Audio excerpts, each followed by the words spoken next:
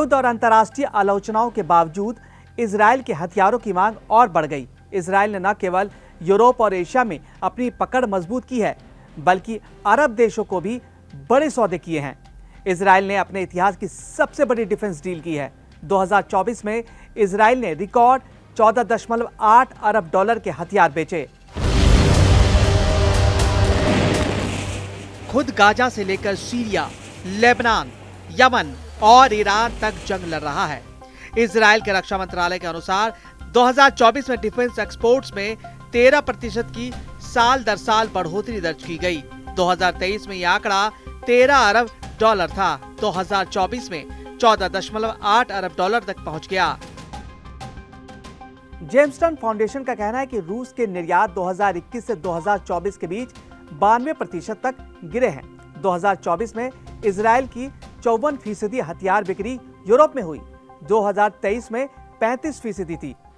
यूरोपीय देश यूरोप से दूरी बनाकर अपनी मिलिट्री क्षमता बढ़ाने में जुटे हैं और इजराइल इसका सबसे बड़ा फायदा उठा रहा है। इजराइल की अब तक की सबसे बड़ी डिफेंस डील जर्मनी के साथ हुई, जब एरो 3 मिसाइल डिफेंस सिस्टम के लिए 3.8 अरब डॉलर की डील साइन की गई। भारत और फिलीपींस जैसे देश इजराइल के बड़े ग्राहक बनकर उभरे हैं। 2020 से 2024 के बीच भारत ने अपने कुल हथियार आयात 13% हिस्सा इजराइल से खरीदा। वहीं फिलीपींस ने अपने 27% हथियार इजराइल से मंगवाए हैं। 2023 में जहां अरब देशों में इजरायली हथियारों की बिक्री 3% थी, वहीं 2024 में ये 12% हो गई। अबू धाबी से लेकर मोरक्को तक इजराइल के हथियार पहुंच चुके हैं। अकेले मोरक्को ने और पुल सिस्टम के अलावा उपग्रह तक खरीदे। कौन कौन से हथियार बिके सबसे ज्यादा?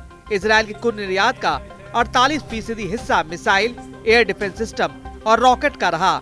इसके बाद बख्तरबंद गाड़ियां 9%, मानव युक्त विमान 8%, साइबर और इंटेलिजेंस सिस्टम 4%, ड्रोन और यूएवी 1% जैसी तकनीकों की मांग रही।